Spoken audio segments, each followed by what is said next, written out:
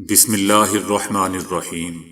السلام علیکم دوستو، دنیا بھر کی بریکنگ اور سلیکٹڈ نیوز میں آج آپ سنیں گے، لیکن اس سے پہلے اگر ہو سکے تو لائک اور سبسکرائب کا بٹن ضرور دبا لیں، شکریہ۔ پیر کی رات انڈیا کے زیر انتظام مقبوضہ وادی کے دارالحکومت میں پولیس نے ایک مبینہ چھاپے کے دوران 4 افراد کو شہید کر دیا تھا اور حکام کا کہنا تھا کہ مارے جانے والوں کا تعلق عسکریت پسند گروہ سے تھا۔ انسپکٹر جنرل آف پولیس وجے کمار نے ایک پریس کانفرنس میں دعویٰ کیا تھا کہ مرنے والے افراد میں سے 2 لوگ الطاف حسین اور ڈاکٹر مدثر گل تخریب کاروں کے سہولت کار تھے۔ ڈاکٹر مدثر گل بطور کرایہ دار الطاف احمد کے گھر میں رہ رہے تھے اور اسی گھر کا ایک کمرہ عسکریت پسندوں کے استعمال میں تھا۔ وجے کمار کا کہنا تھا کہ جب کوئی شخص ان کا ٹھکانہ فراہم کرتا ہے تو اسے پتہ ہونا چاہیے کہ اس کے نقصانات کیا ہو سکتے ہیں، تاہم ان دونوں افراد کے خاندانوں کا کہنا ہے کہ ان کا کسی گروہ سے کوئی تعلق نہیں تھا۔ مقامی صحافی نے ٹویٹر پر ایک ویڈیو شیئر کی ہے اور اس میں ڈاکٹر مدثر گل کے خاندان کی ایک خاتون کہہ رہی تھی کہ مہربانی کر کے ہم کو ڈیڈ باڈی دیجیے، ہم کو یہ شوق نہیں ہے کہ ہم ٹی وی پر آئیں۔ پولیس کی کارروائی میں شہید ہونے والے دوسرے شخص الطاف احمد کی بیٹی نے اس کارروائی کے حوالے سے ایک ویڈیو میں کہا کہ انہوں نے مارنے والے افراد کو اپنے والد کے بے گناہ ہونے کے حوالے سے ثبوت فراہم کیے، لیکن جواب میں وہ دانت نکال کر ہنستے رہے۔ بیٹی کا کہنا تھا کہ وہ مجھے دیکھ کر بہت بے شرمی سے ہنس رہے تھے۔ بیٹی نے مزید روتے ہوئے کہا کہ میرا بھائی 2 کلاس میں ہے، وہ بہت چھوٹا ہے، اس کو ہم کیا کہیں گے۔ واقعہ کے ایک عینی شاہد نے بتایا کہ سادہ کپڑوں میں ملبوس سیکیورٹی اہلکار پہلے الطاف احمد کے گھر کے قریب آئے اور پھر ارد گرد موجود دکانداروں کو دکانیں بند کرنے کا کہا۔ عینی شاہد کے مطابق تقریباً 30 افراد کو بلڈنگ سے تھوڑا دور ایک موٹر سائیکل شو روم میں بند کر دیا گیا۔ تقریباً 5:30 بجے ہمارے موبائل فون لے لیے گئے۔ جب محاصرہ کیا گیا اور انہیں رات 12:30 بجے سے پہلے واپس نہیں کیا گیا۔ عینی شاہدین نے الطاف حسین اور ڈاکٹر مدثر گل کو سیکیورٹی اہلکاروں کو بلڈنگ تک لے جاتے ہوئے دیکھا۔ تقریباً 20 منٹ بعد ہم نے فائرنگ کی آواز سنی اور پھر وہ دونوں واپس نہیں آئے۔ سابق وزیر اعلیٰ عمر عبداللہ نے کہا ہے کہ اس واقعے کی تحقیقات ہونی چاہیے۔ سابق وزیر اعلیٰ محبوبہ مفتی نے اس واقعے پر کہا کہ معصوم شہریوں کو کراس فائر میں مروا دینا انڈین رول بک کا حصہ ہے۔ انہوں نے بھی اس واقعے کی تحقیقات کا مطالبہ کیا ہے۔ گزشتہ 2 مہینے سے ہندو افراد مسلمانوں کی کھلی جگہوں پر نماز کی ادائیگی میں خلل ڈالنے کی کوشش کر رہے ہیں۔ اسی تناظر میں انڈیا کے دارالحکومت نئی دہلی کے مضافات میں شمالی شہر گڑگاؤں کی سکھ کمیونٹی نے مسلمانوں کو گردوارے میں جمعے کی نماز ادا کرنے کی پیشکش کی ہے۔ گردوارہ گرو سنگھ سبھا کی جانب سے کہا گیا ہے کہ ہم مسلمانوں کو یہاں عبادت کی ادائیگی کے لیے خوش آمدید کہتے ہیں، اور اگر مسلمانوں کو نماز کی ادائیگی میں کسی قسم کے خلل کا سامنا ہے تو گردوارے کو اس مقصد کے لیے استعمال کیا جا سکتا ہے۔ گردوارہ گرو سنگھ سبھا کے صدر شیر دل سنگھ سندھو کا کہنا ہے کہ وہ مسلمانوں کو اس جگہ کو عبادات کے لیے استعمال کرنے کی اجازت دیتے ہیں۔ مسلم کمیونٹی جگہ کی کمی کی وجہ سے مسائل کا سامنا کر رہی ہے، اس لیے وہ ہمارے 5 گردواروں کو جمعے کی نماز کی ادائیگی کے لیے استعمال کر سکتے ہیں۔ نئی دہلی کے مضافات میں واقع شمالی شہر گڑگاؤں میں ہندو گروپس کئی ہفتوں سے حکام پر دباؤ ڈال رہے ہیں کہ مسلمانوں کو کھلی جگہوں پر نماز ادا کرنے سے روکا جائے۔ گزشتہ 2 مہینوں سے دائیں بازو کے ہندو انتہا پسند افراد کھلی جگہوں، خاص طور پر سیکٹر 12 میں نماز کی ادائیگی میں خلل ڈالنے کی کوشش کر رہے ہیں۔ 29 اکتوبر کو 35 مظاہرین کو جمعے کی نماز میں خلل ڈالنے پر گرفتار بھی کیا گیا تھا۔ سبھا کے سینئر نائب صدر جے پی سنگھ کا کہنا ہے کہ وہ خدا کی وحدانیت پر یقین رکھتے ہیں اور سکھ کمیونٹی ہر کسی کی مدد کے لیے ہمیشہ تیار ہے۔ سبھا کے 5 گردواروں میں بیک وقت 2000 اور 2500 افراد کی گنجائش موجود ہے۔ گزشتہ ہفتے اکشے یادیو نامی شخص نے سیکٹر 12 میں اپنی دکان میں جمعے کی نماز کی ادائیگی کی پیشکش کی تھی۔ مختلف طبقات سے زیادہ افراد اپنی ذاتی پراپرٹیز کی پیشکش کے لیے آگے بڑھ رہے ہیں تاکہ مسلمان ہر جمعے کو 30 منٹ کے لیے نماز ادا کر سکیں۔ شاہی خاندان کے بچوں پر لگنے والی 5 پابندیاں کون سی ہیں جو شاید کوئی نہیں جانتا؟ عموماً بچے اپنی مرضی کے مالک ہوتے ہیں۔ وہ جس گھر میں رہتے ہیں والدین کی جانب سے انہیں کسی بھی کام میں اتنا روکا ٹوکا نہیں جاتا۔ آپ کے بچے جب کبھی باہر گھومنے جاتے ہیں تو کھیل کود اور بھرپور موج مستی میں مشغول ہو جاتے ہیں، کیونکہ انہیں کوئی فکر نہیں ہوتی کہ والدین انہیں منع کریں گے۔ لیکن شاہی خاندان کے بچوں کو تھوڑی پریشانی کا سامنا رہتا ہے۔ بطور شاہی خاندان کے فرد ہونے کی حیثیت کے بڑوں سمیت بچوں کو بھی شاہی اصولوں پر سختی سے عمل درآمد کرنا پڑتا ہے۔ آج کل کے بچے چھوٹی عمر سے ہی پینٹ پہننے کی ضد کرتے ہیں اور والدین انہیں پہنا بھی دیتے ہیں، لیکن شاہی فیملی کے اصولوں کے مطابق ان کے بچے 7 سے 8 سال کی عمر کے بعد سے ہی پینٹ زیب تن کر سکتے ہیں۔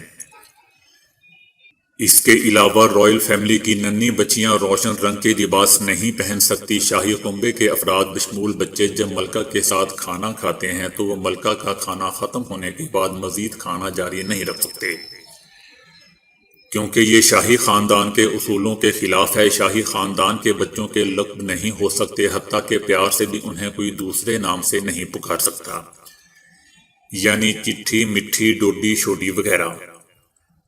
شہزادہ پرنس کے بچے جب اسکول جاتے ہیں تو ان کے ساتھ سیکیورٹی فورسز کلاس روم کے باہر چوکس رہتی ہے۔ شاہی بچے مشہور گیم منوپلی نہیں کھیل سکتے، کیونکہ خیال کیا جاتا ہے کہ یہ کھیل بحث اور جھگڑے کی نوعیت کی وجہ سے ان کے لیے ٹھیک نہیں ہے۔ نہ صرف بچے بلکہ شاہی خاندان کے بڑوں کو بھی یہ کھیل کھیلنے سے منع کیا گیا ہے۔ اب یہ نہیں پتا دوستوں کہ اونو بھی کھیل سکتے ہیں وہ کہ نہیں۔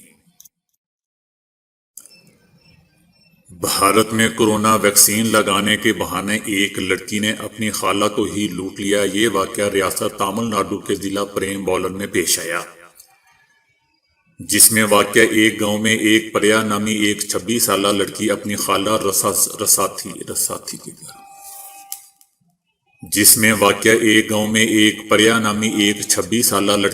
خالہ رساتھی کے گھر گئی اور کورونا ویکسین بتا کر اپنی خالہ اور اس کی 2 بیٹیوں کو انجیکشن دے دیا، جس کے لگتے ہی وہ ماں بیٹیاں بے ہوش ہو گئیں۔ ملزمہ ان کے گھر سے زیورات اور نقدی وغیرہ لوٹ کر فرار ہو گئی۔ لڑکی ایک آن لائن مارکیٹنگ ایجنسی میں ملازمت کرتی ہے۔ پولیس نے ملزمہ کو گرفتار کر کے تفتیش کی تو اس نے اپنے جرم کا اعتراف کر لیا۔ دوستو، یہ دل ہلا دینے والی خبر ہے۔ بھارت میں بدبخت بیٹے کے تھپڑ سے اس کی 76 سالہ ماں زندگی کی بازی ہار گئی۔ انسان کی حرص اور ہوس ہمیشہ اس کا خون سفید کر دیتی ہے، جس کے باعث انسان خونی رشتوں کو پامال کرنے سے بھی نہیں کتراتا، اور ایسے واقعات سے تاریخ بھری پڑی ہے۔ اب ایسا ہی ایک واقعہ بھارت میں پیش آیا ہے۔ بھارتی میڈیا کے مطابق ریاست دہلی کے علاقے دوارکا میں بدبخت بیٹے نے اپنی ضعیف ماں کو تھپڑ دے مارا، جس کے نتیجے میں وہ نیچے گر گئی، تاہم انہیں فوری طور پر ہاسپٹل منتقل کیا گیا، جہاں زندگی کی بازی وہ بیچاری ہار گئی۔ دوستو، اس واقعے کی ویڈیو بھی سوشل میڈیا پر وائرل ہو رہی ہے، لیکن میں نے نہ خود یہ ویڈیو دیکھی ہے اور نہ ہی آپ کو دیکھنے کا مشورہ دوں گا۔ بھارتی میڈیا کی جانب سے جو ویڈیو دکھائی جا رہی ہے اس میں ایک شخص اپنی ماں کے ساتھ ایک گیٹ کے باہر کھڑا ہے، جہاں اس کے ساتھ اس کی اہلیہ بھی موجود ہے۔ وہ شخص مسلسل اپنی والدہ سے کسی موضوع پر بحث تکرار کر رہا ہے۔ وہ شخص ماں کے ساتھ بحث کے دوران اچانک غصے میں آ کر یہ گھناؤنی کارروائی کر دیتا ہے، اور اس دوران اس کی اہلیہ اس کو روکنے کی کوشش بھی کرتی ہے، تاہم ضعیف والدہ اپنے بیٹے کے اس رویے سے نیچے گر جاتی ہے اور وہ خاتون انہیں اٹھانے کی ناکام کوشش کرتی رہتی ہے۔ بعد میں ضعیف خاتون کو ہاسپٹل پہنچایا جاتا ہے، تاہم وہ وہاں زندگی کی بازی ہار جاتی ہے۔ دوستو، پودینہ خوش ذائقہ اور خوشبودار بنانے کے لیے استعمال ہوتا ہے۔ پودینہ کی چائے میڈیسن کے لحاظ سے بہت مفید ہے۔ اس کا استعمال بد ہضمی، کھانسی، زکام میں کیا جاتا ہے۔ دن بھر کی تھکن ختم کر دیتی ہے اور بہت ہی لذیذ اور خوشبودار ہوتی ہے۔ پودینہ کی چٹنی کو بطور ہاضم اور لذت موسم گرما میں امیر اور غریب گھرانوں میں بطور سالن کے طور پر استعمال کیا جاتا ہے۔ پودینہ غذا کو ہضم کرتا ہے، بھوک لگاتا ہے، درد کم کرتا ہے، جی متلانے اور قے ہونے پر فائدہ مند ہے۔ پودینہ الرجی میں بہت زیادہ مؤثر ہے۔ چھپاکی الرجی کی ایک قسم ہے جس میں کسی جگہ یا کئی جگہوں پر خارش ہوتی ہے، پھر سرخ دھبے بن جاتے ہیں۔ اس تکلیف میں پودینہ سبز 10 پتے 1 کپ پانی میں جوش دے کر چھان کر روزانہ رات سونے سے قبل 20 دن تک استعمال کرنے سے فائدہ ہوتا ہے۔ پودینہ خون سے فاضل مادوں کو خارج کرتا ہے، یہی وجہ ہے کہ یرقان میں بھی استعمال کروایا جاتا ہے۔ اگر رنگت زرد رہتی ہو یا ان عوامل کے سبب بلڈ پریشر بڑھ جاتا ہو، ان کے لیے یہ جوشاندہ بہت ہی مفید ثابت ہوا ہے۔ اس کو بنانے یا پینے کا طریقہ کار یہ ہے کہ سونف 6 گرام، پودینہ خشک 6 گرام، منقع یا منقی 9 گرام، آلو بخارا خشک 5 دانہ، آدھے گلاس پانی میں ڈال کر جوش دے کر چھان کر صبح نہار منہ پی لیا جائے۔ اگر موسم گرما ہو تو یہ نسخہ رات کو پانی میں بھگو دیں اور صبح پی لیں۔ یہ عمل 20 دن تک کافی رہے گا۔ ہیضہ ہونے پر پودینہ کے پتوں کو نمک لگا کر کھانا یا اس کی چٹنی کا استعمال مفید ہے، اور اس کا جوشاندہ بھی اچھی تدبیر ثابت ہوا ہے۔ پودینہ سب 60 گرام یا پودینہ خشک 10 گرام، دار چینی 3 گرام، الائچی کلان 3 گرام، 1 کپ پانی میں جوش دے کر چھان کر پی لیا جائے۔ ہیضہ ہونے پر پودینہ کے پتوں کو نمک لگا کر کھانا یا اس کی چٹنی کا استعمال مفید ہے، اور اس کا جوشاندہ بھی اچھی تدبیر ثابت ہوا ہے۔ اس کو پینے کا طریقہ کار یہ ہے کہ پودینہ سب 60 گرام یا پودینہ خشک 10 گرام، دار چینی 3 گرام، الائچی کلان 3 گرام، 1 کپ پانی میں جوش دے کر چھان کر پی لیا جائے۔ اس کے علاوہ بچھو وغیرہ کے کاٹنے پر بھی پودینہ پیس کر لیپ کیا جا سکتا ہے۔